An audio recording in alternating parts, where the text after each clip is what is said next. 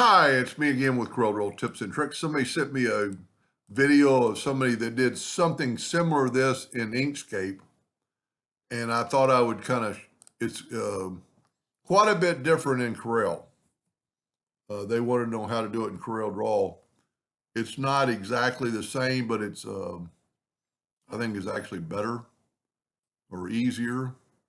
And if we change the interactive fill tool, and you can see the difference of the colors.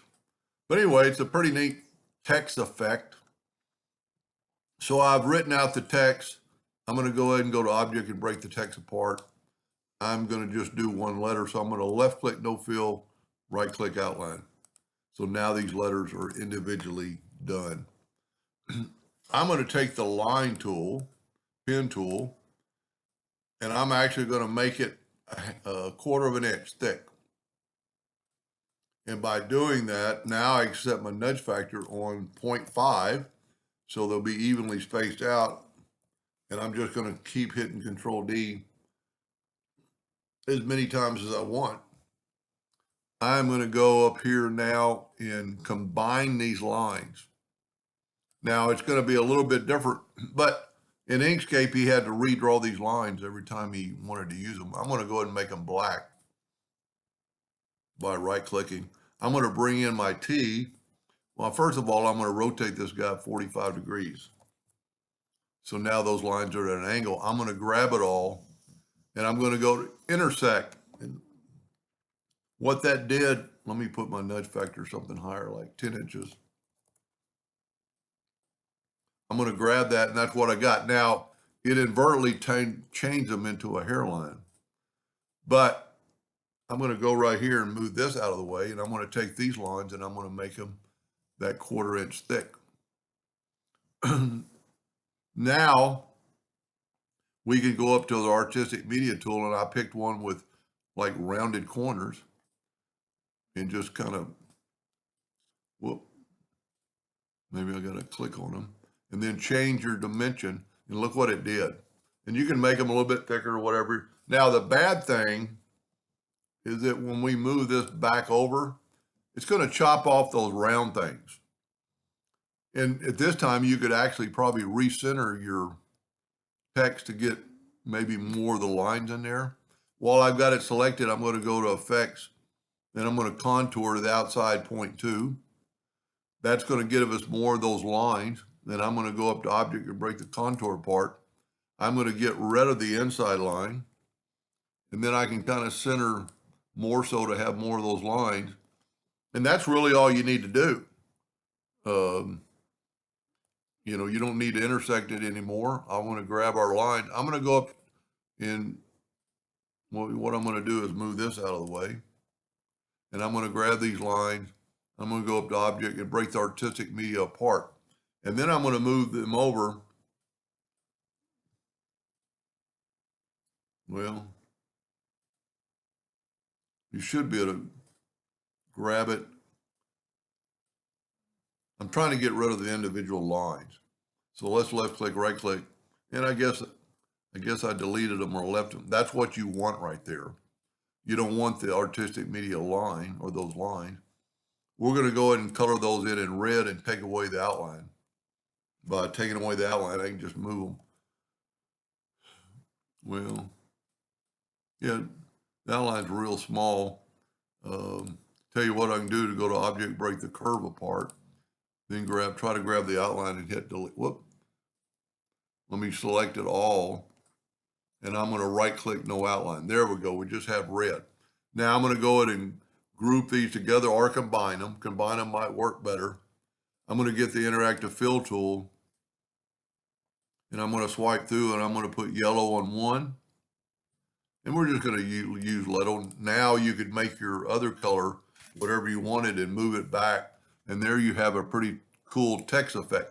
Now the advantage that Corel has over Inkscape is he had to redraw those lines every time. So I'm just going to, now I can take the E and I'm going to go to, well, I'm going to select it all and intersect and then move that out of the way and actually take I want our I want our outline pretty close. So now I'm going to take our lines and go to the artistic media tool and just click on them, and nothing really happened, but we're going to raise it or lower it again to make it to 30. I'm going to go to object and break the artistic media apart. Let's see if it doesn't leave. There we go. There's the lines I did not want, and you can see the lines. I just called them invisible lines. And because we're nudging, we can put that right back over. Now we're going to grab the outside and we're going to contour that 0.02. I'm going to go up to object, break the contour apart, try to grab the interior line. Now, I'm pretty sure that I can, and if you nudged everything the whole time, you would be able to do this without having to manually move it.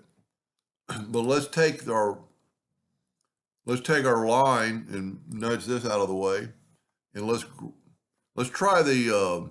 We'll tell you what. Let's move the purple out of the way, or we can use that, and let's go to the attribute eyedropper. See if their attribute eyedropper is going to work in this case, and it really doesn't. Let's try one more thing. Let's go to edit and copy properties from, and we're going to copy the fill. Well, I did it just the opposite. I need to be on this one, go up to edit, copy properties from, fill, and say okay, and then select, well, maybe it won't do a attribute. Let me try it one more time.